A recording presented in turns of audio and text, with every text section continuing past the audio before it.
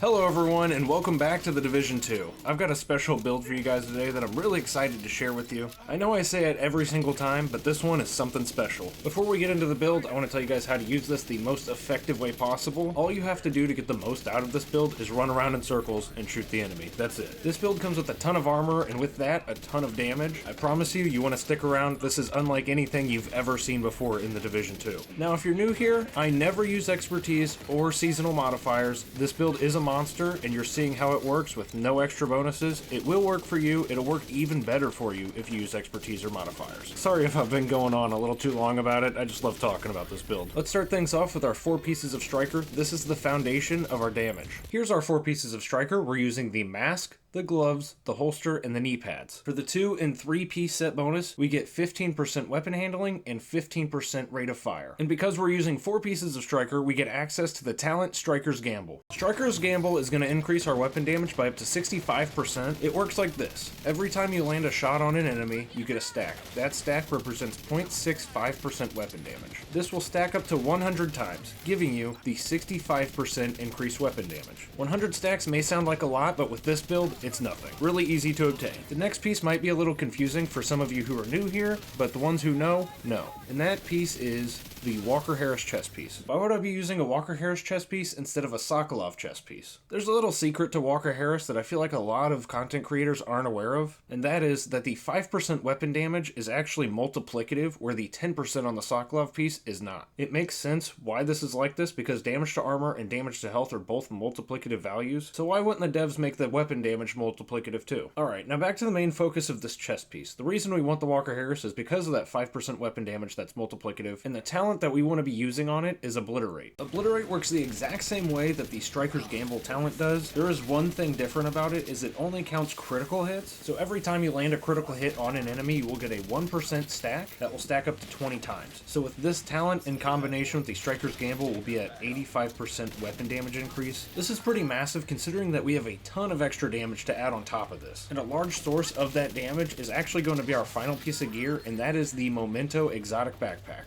To everybody that's been requesting that I use the Momento backpack, I just want to say thank you so very much for exposing this extremely overpowered piece of gear to me. The Momento comes with 3 core attributes, that's weapon damage, armor, and a skill tier. That isn't the part that makes it overpowered though. The part that makes it overpowered is its talent, Kill Confirmed. Kill Confirmed is the most game-shattering talent that I've ever encountered. The madness that I'm about to explain to you, it's insane. You're not going to believe it. I mean, the proof's right there. It's so crazy that it just made me stutter a little bit. With Kill Confirmed, your enemies will now drop a quote-unquote trophy, and this trophy will give you 2 buffs, a short-term buff and a long-term buff. We're going to skip over the short-term buff for now and talk about the long-term buff first, just to paint a clear picture of why this backpack is so overpowered. So each one of these trophies that you collect for the long-term buff will give you 1% weapon damage, 0.1% armor regeneration, and 1% skill efficiency. That stacks up to 30 times. So you're going to end up with a 3% armor regeneration and a 30% weapon damage increase. Okay, you guys might need to sit down for this, but that short-term bonus, that stacks on top of the long-term bonus, and it stacks on itself. The short-term bonus lasts for 10 seconds, but for every red core attribute you have, you get an increased 5% weapon damage. And for every blue core attribute you have, you get a 10% increased bonus armor. So this build has 3 red cores and 4 blue cores. So what that means is if we are at max stacks with the long-term bonus and we pick up 2 stacks of the short-term bonus, we have an increased 60% weapon damage just from the backpack. And the thing is, 2 kills is really easy to do within 10 seconds, especially with a build like this. Not only that, but you're stacking up bonus armor the entire time that you're doing this. Sorry to go on a little bit of a rant here.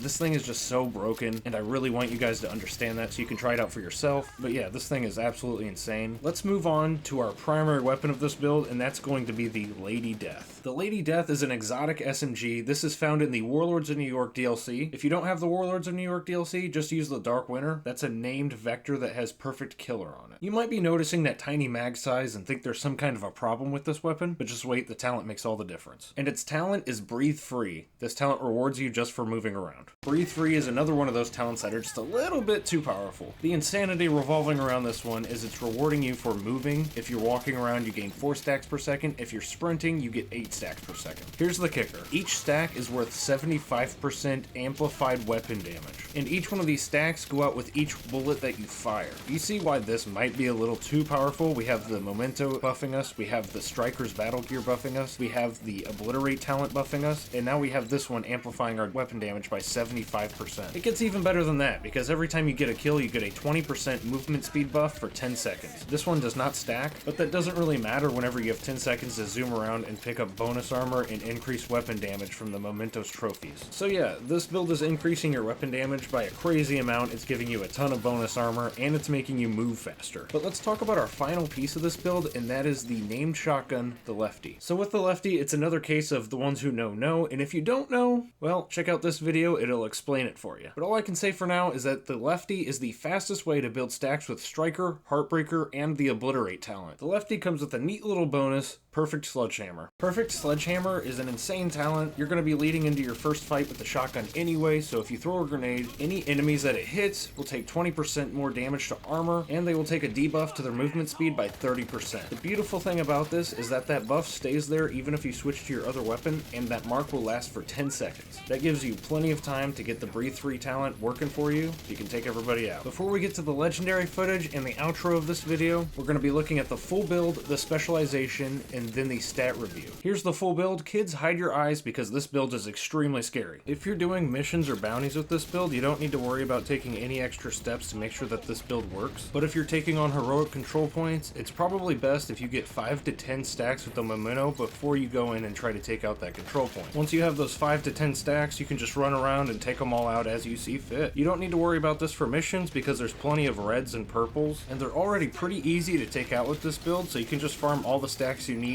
right off them. But with level 4 control points, all of the enemies are pretty much elite, hence the need for the 5 to 10 stacks. The Gunner specialization is perfect for this build because it gives us an increased 10% armor on kill, and it will increase our fire rate by 5% for 5 seconds every time we kill an enemy. For the first part of our stat review, we have 4 armor cores, 3 damage cores, 3 critical hit chance attributes, 3 critical hit damage attributes, and 3 critical hit damage mods. For the second part of our stat review, we have 60% crit chance, 127% critical hit damage, 70% headshot damage, no damage to armor, but we have 10% damage to targets out of cover from the gun. These bonuses might look like little numbers to you, but keep in mind we still have all those buffs to incorporate into the build.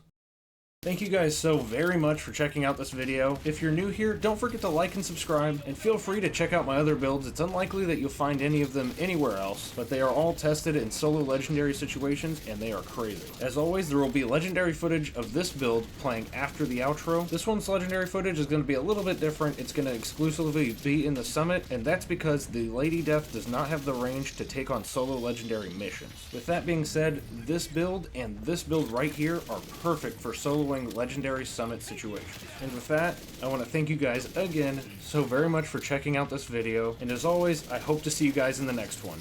Bye bye!